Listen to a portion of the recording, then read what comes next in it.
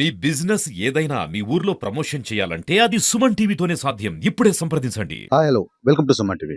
ఈరోజు సుమన్ టీవీ మీకు ఒకరిని పరిచయం చేయబోతుంది. అతను ఒకప్పుడు ఆర్మీలో పనిచేశాడు. అక్కడ ఆర్మీలో పనిచేస్తూ అక్కడ 16 సంవత్సరాలు సర్వీస్ అందించాడు. అంటే దేశ భద్రత కొరకు తను సర్వీస్ చేసిన తర్వాత పదవీ విరమణ పొంది గత సంవత్సరం 2024లో రాష్ట్ర ప్రభుత్వం డిఎస్సి పరీక్ష నిర్వర్తించి ఆ డిఎస్సి ఫలితాలలో ఉత్తమ ప్రతిభ కనపరిచి తను ఉపాధ్యాయ వృత్తిని చేపట్టాడు. అప్పుడు ఆర్మీలో పనిచేశాడు. ఇప్పుడు ఉపాధ్యాయ వృత్తిలోకి వచ్చి ఇక్కడ పిల్లలని, సమాజాన్ని తీర్చిదిద్దే పిల్లలని తయారు చేస్తున్నాడు. ఒకసారి మనం పలకరిద్దాము, తనతో మాట్లాడే ప్రయత్నం చేద్దాము.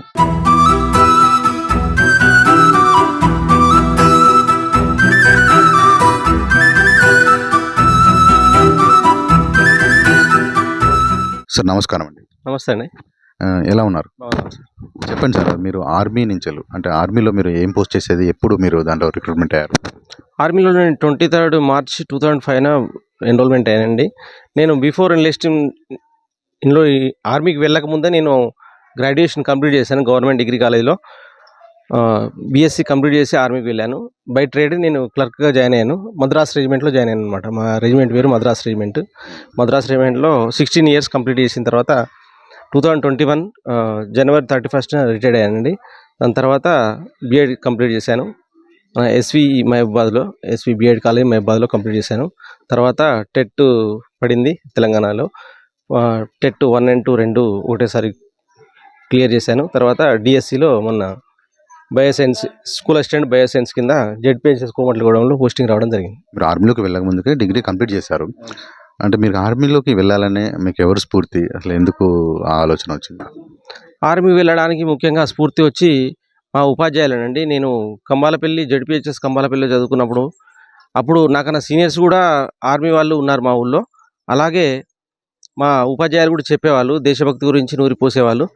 కాబట్టి నేను ఆర్మీకి వెళ్ళాలని నాకు ఆలోచన కలిగింది.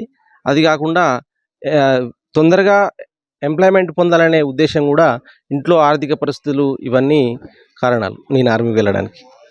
ఇంట్లో ఉన్న కొన్ని ఆర్థిక పరిస్థితుల వల్ల తను ఆర్మీలోకి వెళ్ళడము, మరియు అక్కడ ఉండడం వాళ్ళ విలేజ్ బ్యాక్గ్రౌండ్లో కొంతమంది ఆర్మీలో ఉండడం, వాళ్ళని స్ఫూర్తి తీసుకొని తను తొందరగా ఎంప్లాయ్మెంట్ కావాలని చెప్పేసి తను వెళ్ళడం జరిగింది. మరి ఆఫ్టర్ ఎంప్లాయ్మెంట్ వచ్చిన తర్వాత 16 సంవత్సరాలు అక్కడ సర్వీస్ అందిన తర్వాత తన పదవి విరమణ తర్వాత మళ్ళీ ఇన్ సర్వీస్లోకి, అంటే ఉపాధ్యాయ వృత్తిలోకి ఎందుకు రావాలనుకుంటున్నారు? అలా ఎలాంటి ఉద్దేశం, దీనికి ఎందుకు వచ్చారు, దాని గురించి కూడా మాట్లాడదాం. మరి ఉపాధ్యాయ వృత్తిలోకి ఈ ఆలోచన ఎలా వచ్చింది ఆఫ్టర్ సర్వీస్ తర్వాత? ఉపాధ్యాయ వృత్తికి రావడానికి గల కారణం ఏంటంటే, నేను ఏదైతే మా ఉపాధ్యాయులతో ఇన్స్పిరేషన్ అయ్యానో, నేను కూడా అదే వృత్తిని చేపట్టాలని నాకు ఆర్మీకి వెళ్ళకముందే ఉండేది. కాబట్టి అప్పుడు ఉన్న పరిస్థితుల వల్ల ఆర్మీకి వెళ్ళిన తర్వాత నా కళ సాకారం చేసుకోవాలనే ఉద్దేశంతో ఆర్మీకి వెళ్ళి రిటైర్డ్ అయిన తర్వాత మళ్ళీ ఇది వృత్తికి రావడం జరిగింది. ఎందుకంటే నాకు ఛాలెంజింగ్ చేయడం ఎప్పుడైనా కానీ ఆర్మీ అండ్ టీచర్ ఈ రెండు కూడా ఛాలెంజింగ్ వృత్తులే.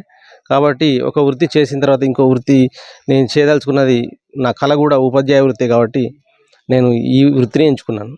ఇప్పుడు ఈ ఉపాధ్యాయ వృత్తిలోకి వచ్చిన తర్వాత మీకు ఎలా అనిపిస్తుంది? ఎలాంటి ఛాలెంజింగ్స్ ఉన్నాయి? అంటే ఆర్మీలో ఉన్నప్పుడు ఒక క్రమశిక్షణ, ఒక డిసిప్లిన్ ఇలాంటివి ఉంటుంది కదా. ఈ వృత్తిలోకి వచ్చిన తర్వాత ఇక్కడ పిల్లల్ని ఒక క్రమశిక్షణ పద్ధతిలో కానీ, ఒక నడవడికలో ఉంచడంలో కానీ ఎలా అనిపిస్తుంది? యాక్చువల్లీ మీరు అన్నట్టుగా ఆర్మీ అంటేనే డిసిప్లిన్ అంటేనే ఆర్మీ. అక్కడ కూడా మాకు కూడా ఇన్స్ట్రక్టర్స్ ఉంటారు. ప్రతిదీ డ్రిల్గా అయితేనేమి, పీటీ ఫిజికల్ ఎక్సర్సైజ్ అయితే ప్రతిదీ కూడా మాకు చేసి చూపెడతారు అన్నమాట. ఇన్స్ట్రక్టర్ అనే వాళ్ళు చేసి చూపెడతారు. కాబట్టి మేము కూడా అతన్ని అనుసరించి చేస్తూ ఉంటాం. ఇక్కడ కూడా ఉపాధ్యాయ వృత్తిలో కూడా అదే నడుస్తుంది. అంటే ఇప్పుడు మేము ఎట్లయితే డిసిప్లిన్ ఉంటామో, మేము అక్కడ నేర్చుకున్న డిసిప్లిన్ ఏదైతే ఉందో, ఇక్కడ మేము డిసిప్లిన్ ఉండడం మమ్మల్ని చూసి మా విద్యార్థులు కూడా నేర్చుకుంటారు. కాబట్టి ఇప్పుడు నేను కూడా నా బాల్యంలోకి తిరిగి వెళ్ళినట్లుగా ఉంది. యాక్చువల్లీ నాకు ఉపాధ్యాయ వృత్తితో పాటు నా బాల్యాన్ని కూడా తిరిగి పొందినట్టుగా అనిపిస్తుంది పిల్లలతో మెదులుతుంటే. ప్లస్ వాళ్ళకి నా యొక్క డిసిప్లిన్ నేర్పుతున్నందుకు చాలా ఆనందంగా ఉంది. అయితే పిల్లలు అనేది చిన్నప్పటి నుంచి కూడా డిసిప్లిన్ ఉండాలండి.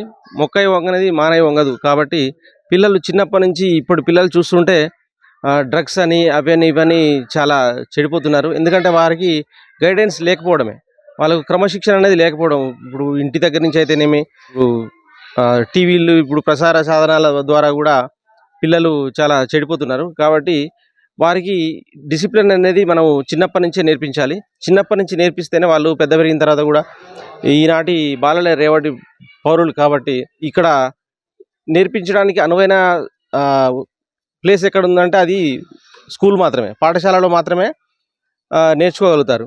దానికి ఉపాధ్యాయులు ముఖ్యమైన కారకాలు అవుతారు. పిల్లల్ని తీర్చిదిద్దడానికి ముఖ్యంగా ఉపాధ్యాయులే కారణం. అలాగే పేరెంట్స్ అక్కడ 3-4 అవర్సే ఉంటారు. ఇక్కడ మాతో పాటు ఒక 8 అవర్స్ వరకు స్పెండ్ చేస్తారు కాబట్టి వారికి డిసిప్లిన్ నేర్పించడానికి మాకు అనుకూలంగా ఉంటుంది. పిల్లలకి మామూలుగా అయితే స్కూల్ నుంచి వెళ్ళే పిల్లల్లో డిసిప్లిన్ కానీ ఒక క్రమశిక్షణ అనేది ఉంటే వాళ్ళు భవిష్యత్తులో కానీ ఇన్ ఫ్యూచర్లో అది సమాజంలో ఒక మెరుగైన పద్ధతిలో ఒక మంచి పాత్రలో వాళ్ళు నడుస్తారు. వాళ్ళ యొక్క మంచి లక్షణాలతో కూడినటువంటి క్యారెక్టర్ని వాళ్ళు ఏర్పరచుకుంటారు. అలాంటివి ఏర్పరచాలంటే బాల్యమే. ఇప్పుడు వాళ్ళు ఏదైతే ప్రైమరీగా సెకండరీ స్కూల్లో ఎక్కడైతే చదువుకుంటున్నారో ఈ ప్లేస్ మాత్రమే వాళ్ళని ఒక మంచి నడవడికతో కూడినటువంటి సమాజాన్ని ఏర్పరచడానికి ఇదే కరెక్ట్ ప్లేస్ అని చెప్పేసి మనతో రమేష్ గారు అంటున్నారు.